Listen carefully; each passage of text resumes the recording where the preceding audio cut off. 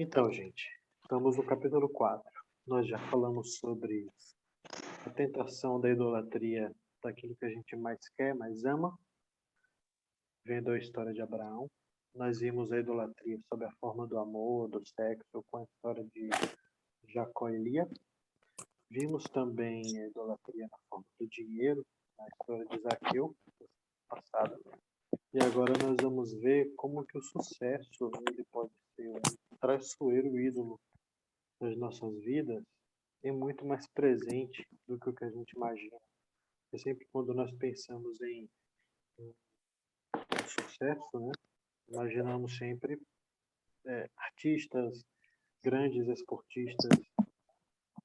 Nós nunca pensamos que nós mesmos podemos ser devotos desse falso ídolo.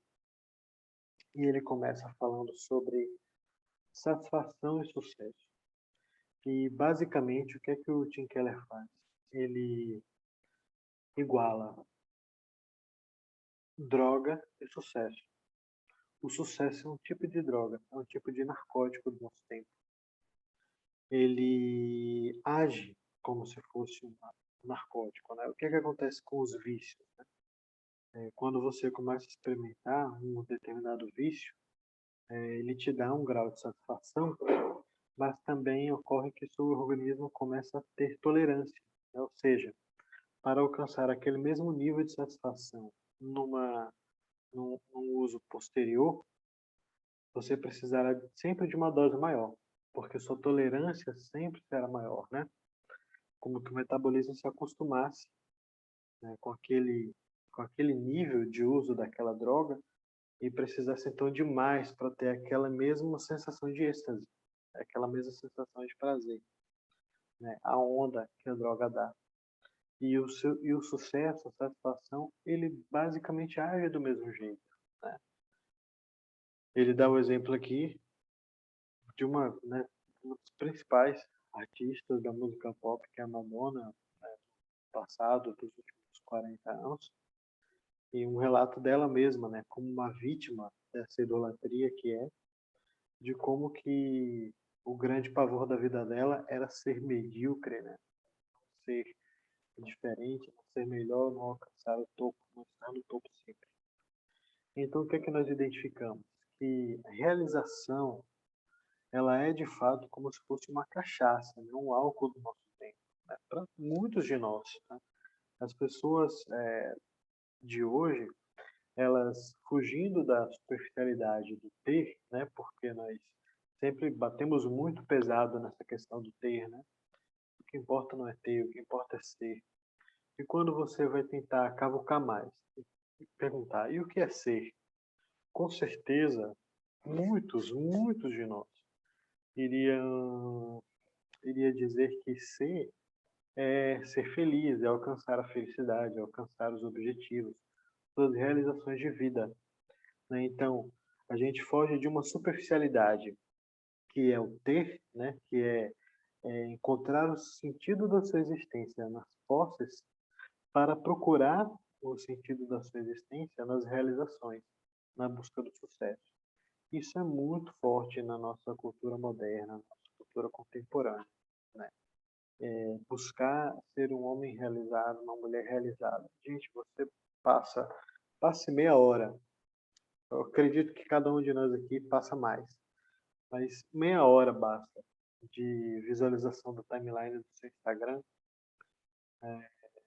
dá um, já dá uma boa amostra de como que isso é verdadeiro, de como que o grande objetivo na vida de praticamente todo mundo ao nosso redor é alcançar os seus objetivos, as suas realizações, é estar no seu topo. Não necessariamente o topo geral. Por exemplo, isso não quer dizer que todo mundo quer ser o melhor jogador do mundo, a pessoa mais rica do mundo, percebe? O artista mais escutado nas plataformas de streaming. Não é isso. É mesmo que seja no seu mundo, no seu particular, os seus objetivos pessoais, aquilo que você pode entender como topo. Isso só já basta para que o sucesso se manifeste como uma idolatria na sua vida. Você não precisa querer estar no topo mundial, literalmente, embora muitas pessoas queiram, e nós, das nossas fantasias, gostaríamos, claro. Mas não precisa, sabe? Porque um grande risco, é como nas lições passadas, né, nos capítulos passados, qual um grande risco quando a gente ouve qualquer mensagem é da gente sempre pensar no vizinho, num parente que precisava ouvir isso. Ah, eu não tenho. Eu não sou ganancioso. Ah, eu não sofro de luxúria. Ah, eu não idolatro as coisas que mais amo. A gente dificilmente pensa sobre si mesmo como idólatras, ainda mais sendo evangélicos, né? A gente pensa que idólatra é só o, sei lá, o cara das religiões afro-brasileiras, o cara do catolicismo romano, e nunca nós. E é um engano perigosíssimo, porque muitos de nós se comportam de maneira idólatra assim, idolatrando, por exemplo, sua própria busca, ânsia por realização. Né? Só que isso é um problema, por quê? Porque a realização dá uma falsa ideia de sentido.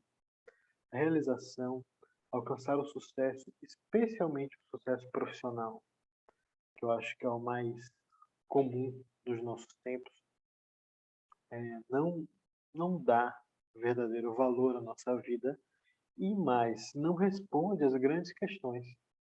Quem é você? Qual é o seu verdadeiro valor? Né? Como você enfrenta a morte? Eu li recentemente uma matéria, era uma matéria sobre como que Brad Pitt se tornou, nos anos 90, um símbolo, né, sexual masculino, e o primeiro que se deixava objetificar, né, pelas mulheres. E as mulheres meio que... As mulheres, no geral, no mundo secular, vendo isso como uma vitória, né? De você ter um símbolo sexual masculino que é um objeto e não o antigo herói, o antigo garanhão, enfim. E a matéria, basicamente toda, ela falava do desprezo que o próprio ator tinha à sua imagem, porque ele não gostava de ser quem ele era.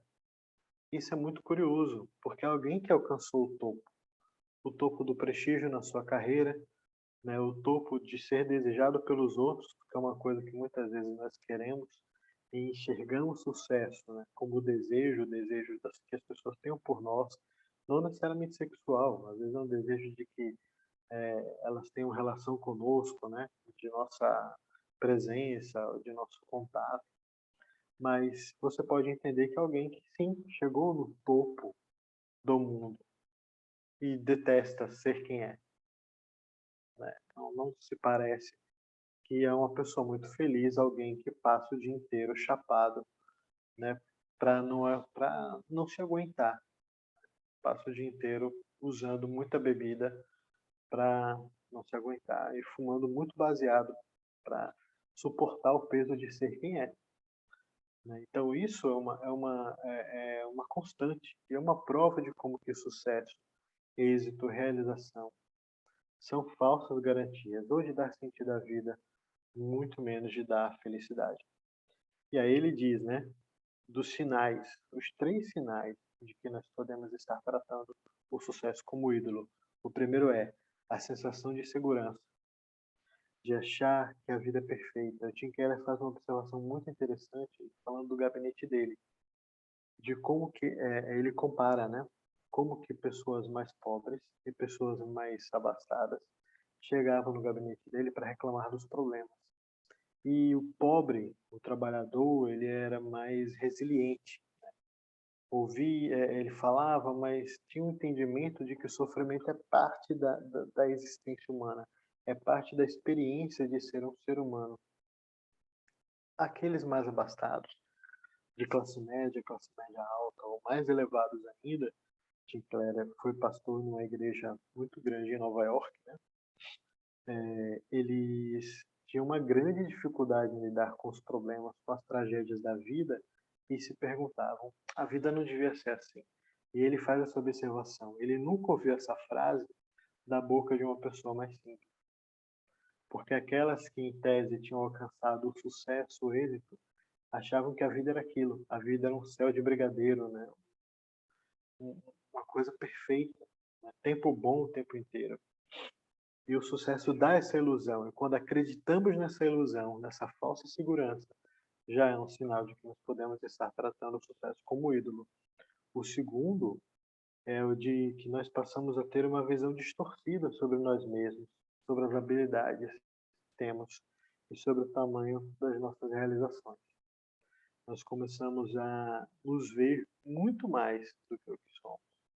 Começamos a nos valorizar excessivamente, né? A valorizar muito os nossos feitos. Gente, isso pode ser no ambiente, no microcosmos da sua vida. Não precisa ser. Você não precisa estar dando uma entrevista, sabe? Tipo, uma grande cadeia de televisão, num grande podcast de alta veiculação na internet. Você pode, por exemplo, ver pequenos sinais disso, às vezes numa festa em que você encontra parentes, né? E, de repente no Natal, se Deus quiser, no final desse ano poderemos fazer isso. Quem sabe? Se Deus nos permitir encontrar parentes e poder conversar. E muitas vezes, quantas vezes nossa conversa não é contar vantagem, não é dizer o quanto que nós estamos realizados, estamos em progresso, né? Eu lembro de ter uma conversa uma vez com um casal, eu e Miriam, né? Miriam vai lembrar, ela está ouvindo aqui no sofá. E uma coisa que me impressionou era uma conversa com um casal conhecido e bastante próximo, mais próximo dela, a moça, do que próximo meu. Estavam em viagem, vindo para cá, e nós decidimos sair para conversar. E foi interessante como que a conversa toda, né, ela girava em torno dos feitos, né, de como a pessoa, o rapaz, era um casal, e o rapaz ele contava muito dos seus êxitos profissionais, né, das coisas que fazia, né, das coisas inclusive que fazia na igreja. Poxa vida, era incrível, né? Tipo, você ouve e diz, caramba, fulano é incrível, né? Como tá na moda agora dizer, né? Para os homens que fazem tudo, né? O Rodrigo Hilbert, né? Faz tudo, né? Isso é muito comum, é muito perigoso e é muito frequente, né? A gente achar que a gente é muito mais habilidoso, muito mais inteligente, muito mais tudo, né? Do que aquilo que realmente nós somos e começamos a supervalorizar demais. Terceiro sinal é o de que nós entenderemos que nossa confiança está em permanecermos no topo. É não entender que todo sucesso é passageiro e há um período de decadência, né? Isso é muito mais comum da gente observar e ilustrar na vida de um jogador de futebol de alto rendimento, né? Um grande jogador de futebol de uma liga importante, ou você vê em artistas também, artistas até um pouco mais dramáticos, entender que o sucesso passa, né? Que chega um momento em que você não é mais um dos artistas mais ouvidos, você não é mais um dos jogadores mais importantes, outros estão disputando, né? Você vê os jovens ultrapassando você. E isso também pode acontecer no nosso ambiente micro, quando a gente observa que o nosso tempo, por exemplo, na nossa profissão passa, né? O nosso auge passa, né? Vai chegar um tempo em que o corpo vai começar a cansar, né? As prioridades mudam, as tecnologias, o conhecimento vai avançar e a gente vai ter dificuldade de acompanhar. Isso em tudo, em todas as áreas, gente. E nós ficaremos para trás. E estar para trás é um processo natural na vida humana. Mas muitas vezes temos dificuldades com isso, muitas vezes vivemos nisso um drama mesmo, né? Por entender que a gente precisa estar sempre no topo. Nada menos que isso, senão nossa confiança de que a vida vale a pena será jogada na lata do lixo. A idolatria, ela do sucesso, ela não é necessariamente apenas uma idolatria de indivíduos, mas também de grupos, né? Você pode ter grupos assim, né? É muito comum as pessoas falarem coisas como, né? Em toda profissão tem suas adaptações, né? Tipo, dá um exemplo, tá? Na área do direito, eu nem sou do direito, mas digamos que é um exemplo bem interessante, né? De pensar que advogados, né, ou médicos, por exemplo, pensam que são Deus. Juízes, por exemplo, né, têm certeza que são Deus, né? Eles têm certeza. Enquanto outros pensam, eles têm certeza. Isso acontece com médicos também, isso acontece com artistas, isso acontece com cientistas, com empresários, com políticos, com esportistas, com tantos grupos, né, profissionais de se entenderem muito mais do que o que são, né?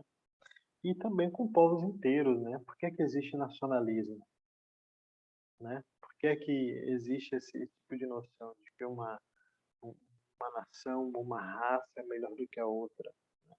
Há uma idolatria aí do sucesso, que no fundo, gente, é uma idolatria de si mesmo.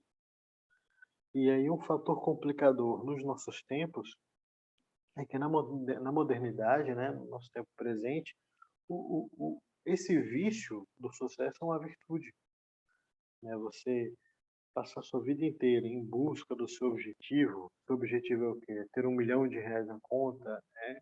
Ter uma grande empresa com várias franquias, com várias filiais, entendeu? Ter um consultório de sucesso, um salão de beleza com várias filiais, não sei qual o seu objetivo de vida, mas essa é a razão de viver. E as pessoas batem muitas palmas para quem vive para isso. Mas muitas vezes vivem ainda assim, mas sacrificando muitas outras coisas importantes. E isso é um problema, né? Acho que vale, por exemplo, para a nossa reflexão a respeito disso, o Salmo 131, né? Que é aquele salmo que recentemente, inclusive, nós já tivemos um estudo, né, na terça-feira sobre ele, na nossa série que a igreja está fazendo no Salmo de Romagem, em que ele faz essa oração salmista, que ele não tem pensado sobre si nada elevado, né, desejado coisas grandes. Ele expressa sua humildade diante de Deus. Romanos 12:3 também nos exorta que a gente não pense sobre si mais do que convém, né? Mas se contente, seja honesto, né, com sua visão sobre si mesmo. A nossa cultura de competição, né, ela por um lado, que é esse fator complicador, ela só piora a situação. É muito complicado, irmãos, e cada um de nós aqui é um idólatra do sucesso em potencial. Mas a nossa cultura individualista, utilitarista, materialista, ela está fundamentada numa ideia de dignidade pessoal. E essa dignidade pessoal se expressa no direito do indivíduo desenvolver sua própria identidade e natureza, livre de qualquer papel ou categoria da sociedade, né? É por isso que nós temos uma explosão de identitarismo, por isso nós temos uma explosão de cursos, por exemplo, oferecidos nas propagandas da internet, para que você consiga ganhar dinheiro sem sair de casa, sem precisar ser um escravo de um trabalho normal, né? Para que você, no caso, saia de um... Eu já vi cursos assim, tipo, de como deixar de ser medíocre, né? Tipo, deixe de ser medíocre, um homem medíocre que não alcança os seus objetivos. E é engraçado porque esses cursos são, na maioria das vezes, muito vazios, né? E eles são muito bons para quem vende o curso, né? Não necessariamente. O fundamento do coach, irmãos, é esse, né? É o de vender essas ilusões, mas sem nenhuma realmente efetividade na vida de quem compra. Mas esse é o caldão, é o caldo cultural onde nós estamos. Sociedade moderna, uma sociedade que mede o valor das pessoas por várias coisas. Pode ser pelas posses, pode ser pela aparência, mas também e muito pela realização pessoal, né? Pela felicidade, sucesso, realização, o êxito que elas inspiram. Não é à toa que o Instagram hoje é a principal rede social do mundo, né? Porque a imagem está associada com essa noção de sucesso, né? Está associada. Então, as pessoas sempre procuram aparentar nas redes sociais em geral muito perfeitas, né? Muito realizadas. E para quê? Para serem invejadas, para serem, né, admiradas e para poder se manter no topo. Imagina como deve ser torturante a vida de um youtuber, de um influencer digital, né? Tem angústia de ver, de repente, seus views, o engajamento diminuir, né? De sentir que tá deixando de estar na hype e ficando, né, menos em moda aí. Deve ser torturante, né? E o pior de tudo é que isso está se transferindo para nossas casas, né? Os nossos lares. Ele faz essa comparação interessante. Família no passado, ele citando aqui um autor chamado Christian Lasch, ela era um refúgio para o mundo desalmado, né? O aconchego do lar. Hoje a família é um berçário de buscadores de sucesso, porque você tem desde a educação secular, ela é muito focada nisso por uma razão do próprio desenvolvimento da economia, tá? Do capitalismo em si, que por ser materialista e muito utilitarista, digamos assim, entende que todas as coisas devem existir para que se alcance o progresso econômico, né? Então, a escola, por exemplo, qual é a função da escola? É formar mão de obra qualificada. Nesse ambiente e num mundo que é cada vez menos solidário e mais competitivo, você não vai criar filhos para serem uma escola, né?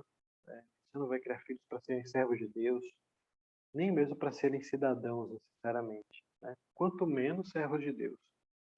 Você vai criar filhos para serem bons profissionais, para buscarem os melhores, postos de trabalho, né? A orientação profissional vai estar toda voltada para quê? Para o que dá mais dinheiro, aquilo que dá mais oportunidade. Gente, eu mesmo várias vezes já comentei no meu trabalho que se eu fosse reavaliar minhas opções profissionais, várias vezes eu mesmo já falei, cara, eu não faria economia, faria um curso que tivesse mais oportunidade de emprego, de sucesso, como por exemplo, cursos na área de tecnologia da informação. Né? Por quê? Porque é o que dá mais dinheiro, né? Ou seja, o que dá mais possibilidade de sucesso. Esse ambiente é nas nossas casas. Né? Esse ambiente na rua também. É o que está nas propagandas, é o que está na internet, em todo lugar. Né? E aí a pergunta, né? Se nossa cultura inteira nos incentiva com veemência a adotar um Deus falso, em todo lugar, esfregando a imagem desse Deus na nossa cara, né? O Deus do sucesso, querendo que nós o adoremos, né? E vivamos devotados a alcançá-lo, como fugir dele? E aí é onde ele entra falando da história de Naamã. Eu, particularmente, né, minha avaliação pessoal, e quem sou eu de falar que o Tim Keller está errado em escolher essa história aqui. Ela é muito boa.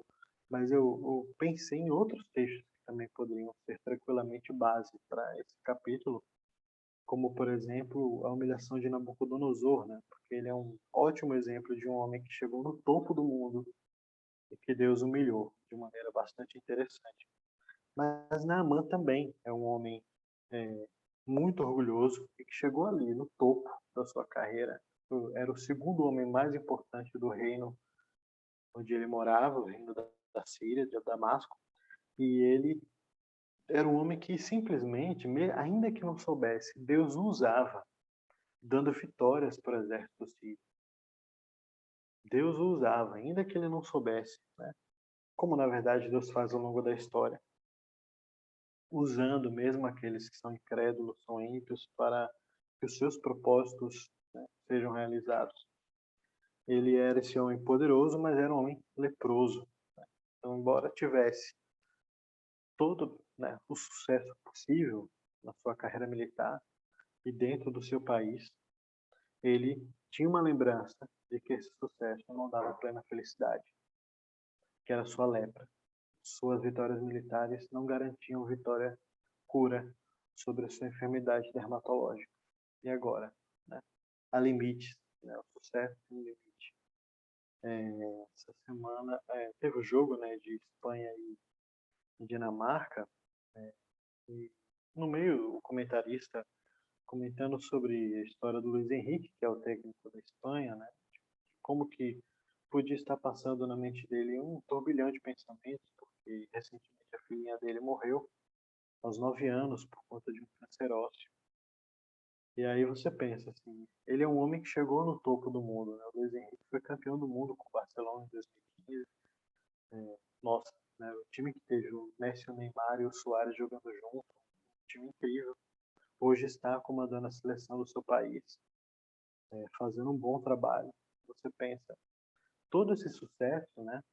Eu não sei, eu acredito que talvez ele seja até bem mais humilde que a média com relação à visão dessas coisas, mas o fato é que todo esse sucesso profissional dele não foi poderoso o suficiente para dar cura para a filha, né? Para evitar uma tragédia pessoal que vai acompanhá-lo até ele morrer. Então, há limites. É um Deus com os pés de barro muito frágil, sucesso. Mas Naaman era um homem que tinha esses apegos. E esse é um problema. Né? Então ele vai procurar cura, porque o que acontece? Uma serva, muito provavelmente uma moça capturada do povo de Israel, né, nas batalhas que ele travou ali contra o Reino do Norte. Essa mocinha, ela servia como serva da sua esposa e ela indica onde pode estar cura, um profeta em Israel, né, um homem de Deus que pode curá-lo. Então ele vai e manda um recado para o rei de Israel, que é meio que vassalo do rei do seu país, né? Tem ali uma treta, mas sabe que a Síria é mais poderosa, então um pedido vindo do general da Síria que acabou de te derrotar, né? O rei de Israel treme nas bases, fica desesperado, até se pergunta, acaso sou Deus? Né? E aí os servos do rei dizem, não, mas tem Eliseu, manda falar com Eliseu, enfim. E aí o Tim Keller, ele fala que Naamã, ele procurou cura nos lugares errados, porque a postura, isso é muito forte mesmo no texto, a postura arrogante de Naamã, né? O pedido de Naamã não é um pedido de humildade, de um homem que está necessitado. Gente, não há coisa mais humilhante, né, do que a gente ter um problema de saúde. Como a gente, humilhante no sentido de que a gente está completamente entregue e necessitado. Né? Tipo, você vai para uma urgência de um posto. Cara, o que é que você quer? Ser atendido. Né? Todas as suas vaidades vão para o saco. Né? Porque o que você quer é ter sua saúde restabelecida. Naamã mantém a pose, né? E manda recado e tenta manter a pompa, a circunstância, mas nada disso, na verdade, vai fazer com que Deus se dobre. Porque não é o profeta que cura, né? É o Deus do profeta que cura. E Deus não se deixa controlar pelos caprichos humanos, né? A gente aqui em casa, no dia a dia com Mariana, né? E Mariana, como qualquer outra criança, de vez em quando apresenta birra, né?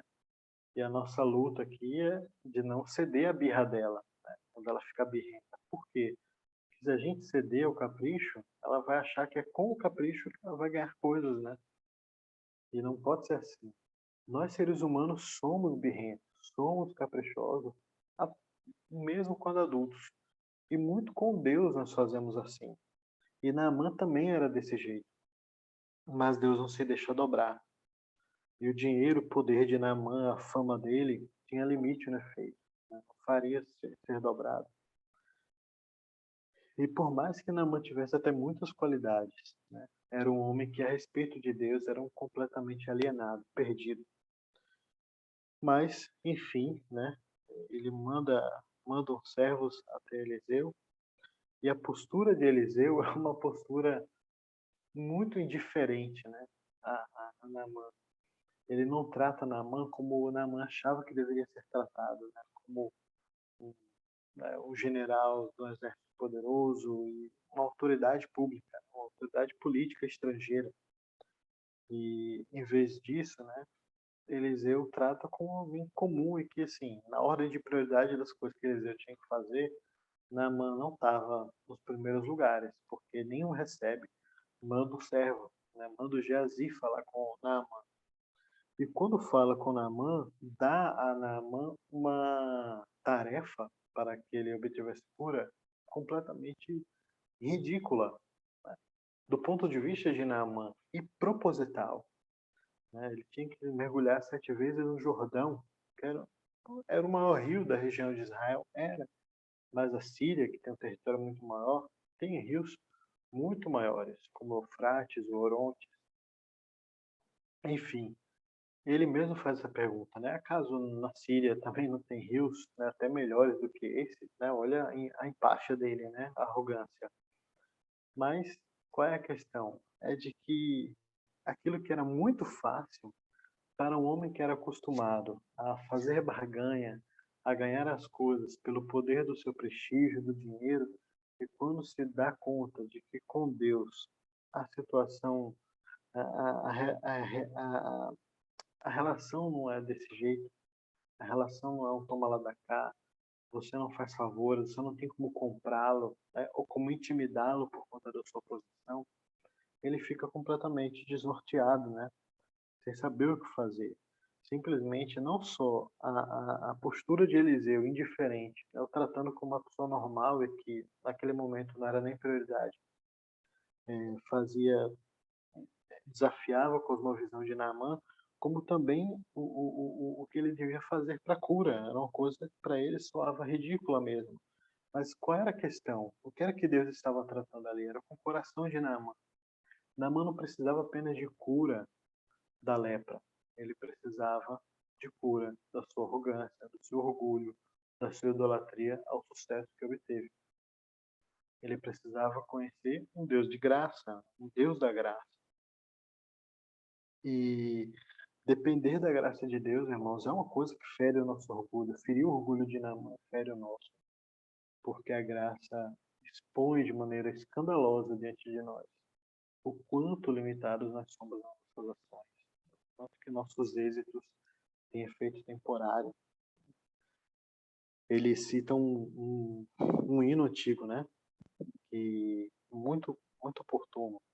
Abandone teu fazer mortal, né? Teu sucesso temporário, tuas realizações temporárias mortais, aos pés de Jesus. Apoie-te nele, somente nele, gloriosamente completo, para tudo, para tudo. Até para fazer o que você tem que fazer no seu trabalho, na sua família.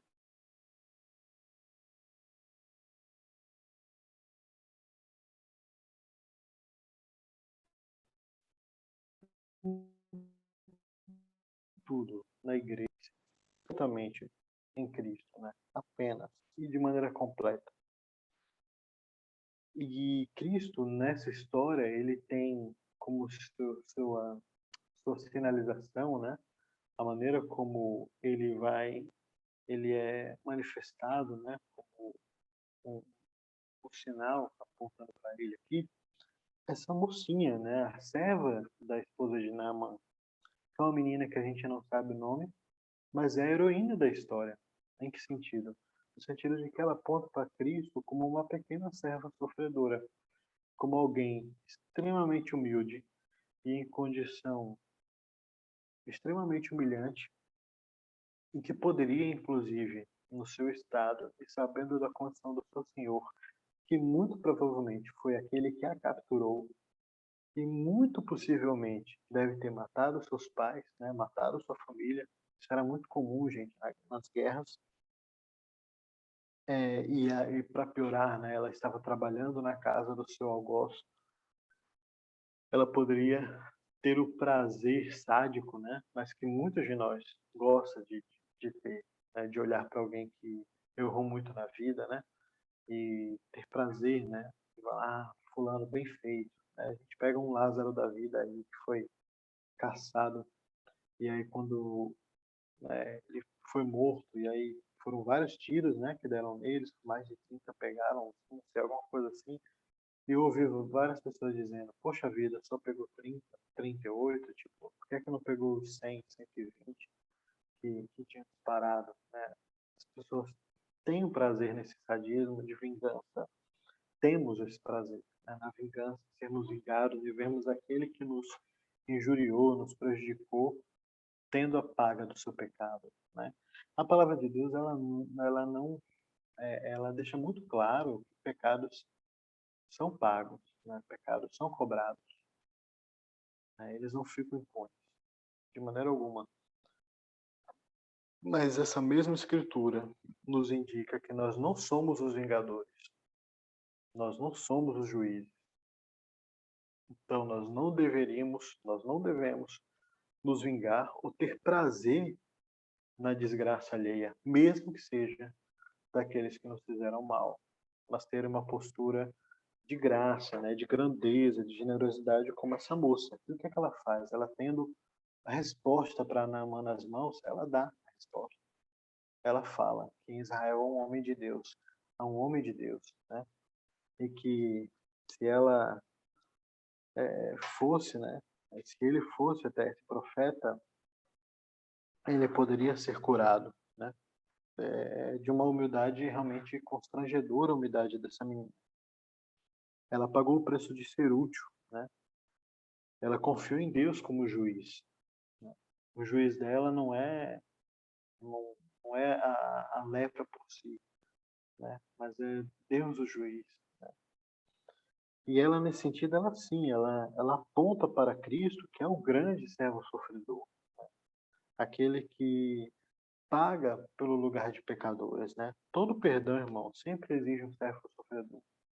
Todo perdão exige perda, né? Recentemente tivemos lá no trabalho, assim, o pessoal ficou discutindo sobre questões relacionadas à traição, né? E perdão. E um colega falou assim que deve haver muito mais coragem para um homem, por exemplo, perdoar uma traição de sua esposa do que coragem para se divorciar dela. E é verdade. Por quê? Porque o perdão exige sofrimento, exige, né, essa renúncia do nosso orgulho, né, para que o outro seja restabelecido. E Cristo é aquele que faz isso, porque ele esvazia-se, né, de Deus, de ser Deus, esvazia-se da sua divindade, né, de poder, digamos que exercê-la, vamos dizer assim, a grosso modo, torna-se humano e se humilha em todo o tempo, desde o início, né? Ele não se humilhou apenas na cruz, irmão. Só o fato da encarnação, só o fato do Natal, né, dele se humilhar, tomar a condição de um embrião humano, de um feto, de um bebê nos braços de uma mulher sendo amamentado, que precisou aprender a caminhar, a comer, né, fazer suas necessidades, aprender a falar, né, teve que aprender um ofício, aprender as letras com seu pai. São todos estados de humilhação para aquele que criou todas as coisas, que não precisa de nada, né? Ele se humilhou para quê? Para que pudesse haver salvação no mundo. Então essa serva na história de Naamã, ela humilha-se, né, para que Naamã compreenda no futuro, no final, que ele também precisa ser humilhado. E é uma humilhação para Naamã ter que mergulhar 7 vezes no Jordão, mas ele entende que tinha que fazer isso. Isso que era necessário, humilhar-se diante do Deus de graça a quem ele servia. A ênfase no final, como em todo o livro do Tim Keller, vai ser essa. Não basta abandonar um ídolo, você tem que trocar o objeto de adoração. Então não é apenas abandonar o sucesso para abraçar o amor, por exemplo, no lugar, abraçar o dinheiro no lugar, certo? Muitas vezes é o que fazemos, trocamos um ídolo por outro, porque pensamos que basta abandoná-lo. Mas se nós não abandonarmos pelo motivo certo, por entender que aquilo que aquele ídolo promete, ou pelo menos aquilo que nós esperamos dele, só pode ser satisfeito em Deus, nós estaremos ainda em maus lençóis e ainda praticando idolatria. Nós precisamos trocar o nosso objeto de adoração falso pelo verdadeiro. A verdade é essa. É trocar o objeto falso, esses ídolos de pés de barro, pelo Deus verdadeiro, que realmente pode nos dar a felicidade que procuramos e nos responder, né, essas questões que nós fazemos a respeito das nossas vidas. Esse é o fim da idolatria, né? Humilhar-se para ser curado, né? E ele termina aqui citando um poema, né, muito bonito trecho, que diz assim, né, dando exemplo do Senhor como alguém que se humilha, Busca não em cortes e em palácios, né? Mas vasculha o estábulo e vê teu Deus estendido sobre a palha. É muito, gente, isso é muito rico, muito forte no Natal, né? Na, no milagre da encarnação de Deus, de que o Salvador do mundo e herdeiro real do trono de Davi não nasceu num palácio em Jerusalém, né? Não nasceu numa grande capital mundial, como Roma, como alguma cidade ali da bacia do Rio Amarelo na China, ou do Rio Indo na Índia, ou na Babilônia, né, ou no Egito. Né? O Senhor nasceu numa cidade periférica de uma colônia, uma província periférica do Império Romano, né? Muito longe das grandes capitais. E numa condição muito humilde, sobre palha, né? Posto no lugar onde os animais se alimentavam. Esse é o exemplo de humilhação que nós temos. Né? Então, por que é que nós pensamos muito mais sobre nós do que aquilo que realmente somos, né? E lembrar aquele texto de 1 Coríntios, né, 1, 29 a 31, né? Que infelizmente por a política, né? O grupo político que está, enfim, os apoiadores, os que estão no poder hoje, têm usado, né, e malversado bastante a Bíblia para fins políticos, o que é um desastre, uma desgraça. E um desses textos é esse, né, 1 Coríntios, no qual o apóstolo Paulo fala sobre as coisas fracas, desprezadas, né, que nada são, que não tem valor nesse mundo, são aquelas que Deus pega, né? Gente, isso não tem nada a ver com política, nada a ver. A aplicação do Silas Malafaia, ela pode ser muito engraçada como meme, mas ela é triste porque o texto não fala sobre isso, né? O texto fala sobre o Senhor e de como que ele escolhe os salvos, e como que essa salvação do Senhor, ela subverte a lógica humana, de que aqueles que nós pensamos como eleitos, né, não são.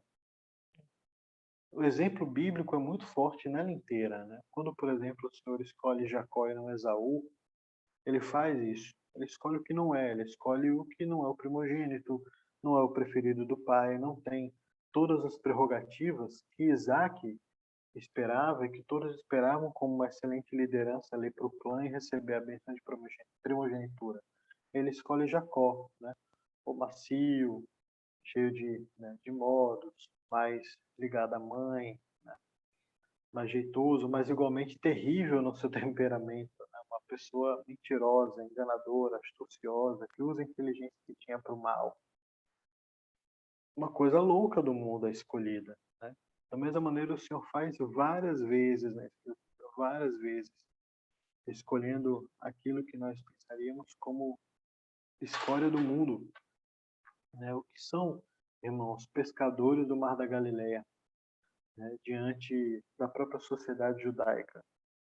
O que seriam esses mesmos pescadores diante do Império Romano naquele período, né? O que é que Pedro, Tiago, João, André eram diante de César, diante de Tibério? Nada. Mas foram esses que Deus escolheu, né? É curioso isso. Foram esses que Deus escolheu. E Deus honrou, né, o nome dessas pessoas, né, como pessoas muito importantes, né, que cumpriram papéis muito importantes, muito chave na história da redenção. Essa é a lógica do reino de Deus. A lógica de sucesso do reino de Deus é muito diferente, completamente diferente da nossa. Não tem a ver, por exemplo, com realizações pessoais, com nós sermos os melhores, né? Mas com aquilo que lá, Mateus, né, Mateus 20, 27, 26 até o 28, nos fala, né, de que aquele que quer ser o primeiro, aquele que quer, né, se colocar em primeira importância, deve ser o último, deve ser o primeiro a servir, deve se fazer servos dos outros. Essa é a lógica do reino de Deus, a lógica de sucesso do reino de Deus. Né? Por quê? Porque isso faz sentido com um dos lemas da reforma, né? só a Deus a glória. Isso faz sentido. Por que essa humildade? Porque só a Deus a glória. Então, qual é a nossa posição? É sempre de servos. Não apenas servos de Deus, mas manifestamos que somos servos de Deus por sermos servos uns dos outros. Porque nós não colhemos louros para nós. Essa é a lógica do reino de Deus, né? Mateus 20, 27. Meus irmãos, eu vou parar agora o estudo e a gente continua conversando, se vocês quiserem.